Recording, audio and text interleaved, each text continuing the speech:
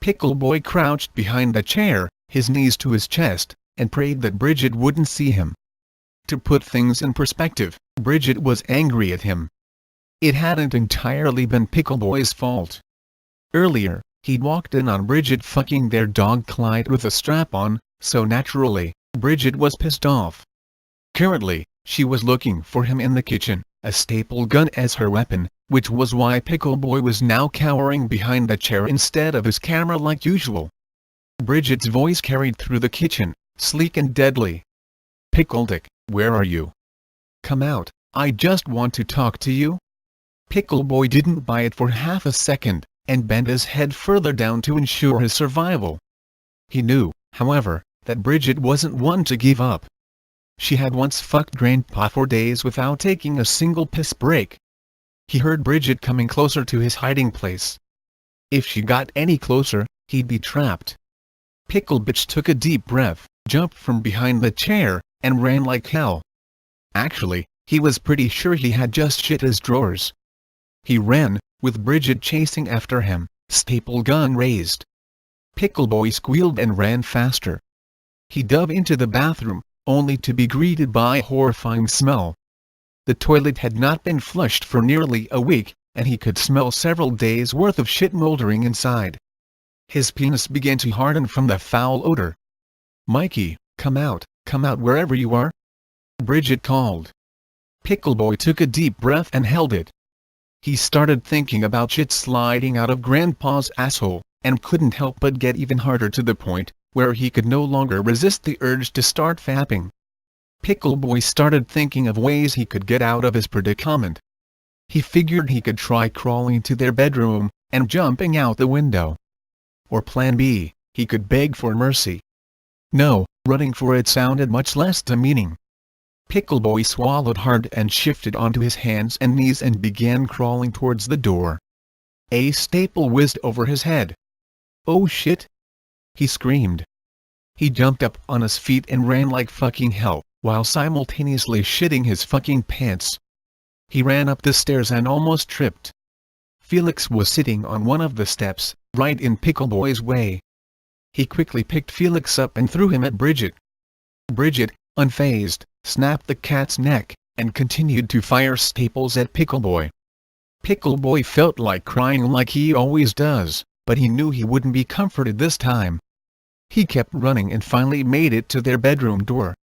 He broke it down and ran to the window. "Oh my God! I don't know if my fat ass is going to be able to pull off a wild stunt like this," he said. He opened the window and looked down. His dog, Bella, was taking a huge steamy shit. He fantasized about going down and eating it up. Oh, if only he could get down there without killing himself first. Seeing Bella shitting actually motivated him to grow a pair and get on with it. He jumped. His fat ass landed directly on top of Bella. As he got up, he looked at the squished remains of what had, just a few seconds ago, been his dog. Bitterly, he thought, "Shit. I'll never be able to fuck that little asshole again." Suddenly a staple shot into his arm. "Fuck.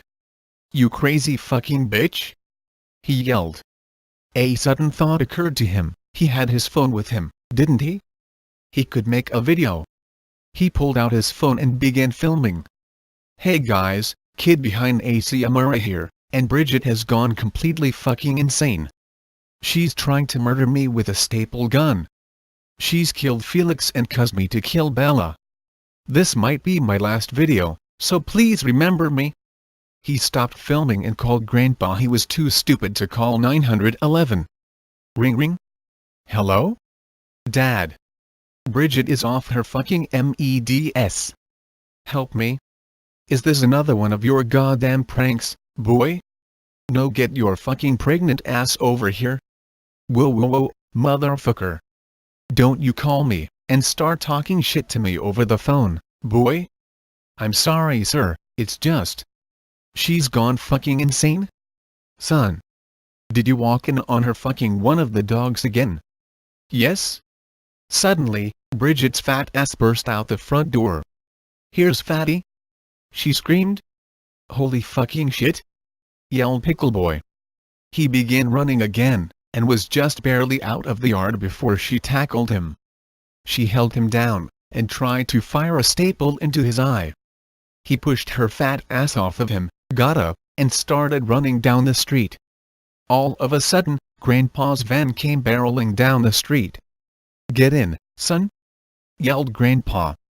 Pickleboy opened the passenger door only to be hit in the head with a brick, knocking him unconscious. Grandpa and Bridget dragged Pickleboy back to the house. When they got him inside, Bridget walked back out and looked at Bella's corpse. She felt like crying, but then she remembered how last week, Bella had eaten her ice cream, when she had left it unattended, while she took a huge shit. Bridget walked over to the dog's corpse and spat on it. "Nobody fucks with my food," she yelled. She went into the house to join Grandpa. At that particular moment, Grandpa was jerking off over Pickleboy's unconscious body. Bridget punched Grandpa in the dick. "Save it, old man." "Fuck you, bitch." They dragged Pickleboy into the bathroom. Bridget got a bucket of cold water, and poured it on his face. "Bah!" yelled Pickleboy. "What the fuck is this? What are you guys doing?" he screamed. "Shut the fuck up, pickle bitch!" shouted Grandpa. Grandpa proceeded to unzip his pants. "Suck my dick, boy!" he screamed. "Dad, please no. Suck it or you die." Pickleboy started to whimper, much like he does when his snacks are lost, or when Bridget keeps fucking up his video intros. "This is some bullshit!" he screamed. "I'm about to shut you up!" Grandpa yelled. He quickly shoved his 9-inch cock down Pickleboy's throat. Pickleboy gagged a little. Bridget began fingering her nasty cunt to the sight of Grandpa forcing Pickleboy to give him oral. "Fuck yeah!" Grandpa yelled. Suddenly, there was a knock at the door. It was Tina. Not Grandpa's neighbor, but his ex-wife. And she wasn't there for sex. Grandpa quickly pulled out of Pickleboy's mouth. He ran to the window, and looked out to see who was knocking at the door, while he was trying to have an explosive orgasm in his son's mouth. He began to get a tightness in his chest, and suddenly he couldn't breathe. He was having a heart attack. Again, Tina banged on the door. "What the fuck is going on in there?" yelled Bridget. When Grandpa didn't respond, Bridget walked to the front hall, to see what was the matter. Then she saw Grandpa laid out on the floor with his pants down and his hand clutching his chest. Gasping for breath, Grandpa wheezed. "Hell dash? Oh my God!" yelled Bridget. Suddenly, Bridget looked through the peephole on the door, and realized what had caused Grandpa's heart attack. Tina was right outside, and she was getting impatient. "Oh fuck! She's going to ruin our plans?" screamed Bridget. She ran to the kitchen and came back with a knife. Positioning herself at the door, she prepared to strike. 3, 2, 1. Now! She burst through the door and tackled Tina, and stabbed her 3 times in the face. Tina kicked her off and began running for her car. Bridget ran after her swinging the knife wildly, and laughing like an insane person. She managed to slash Tina's back twice. Before Tina could get in the car, Bridget seized her by the shoulder and quickly dispatched her with a lethal slash to the neck. Grinning insanely, Bridget dragged Tina's corpse through the front door, and looked down at Grandpa. He was dead. Dropping Tina's body next to Grandpa's, Bridget returned to the bathroom. Pickleboy was unconscious again, and Bridget really saw no more use for him. She picked up the staple gun, which she had left on the counter, pointed it at the back of his neck, and killed him instantly. Finally, she reached in the drawer and pulled out a package of razor blades. She then slit her wrists, and let the blood run down to her fingertips, and, in a slurring, semi-conscious scrawl, wrote on the mirror what were thankfully her last words. "Subscribe."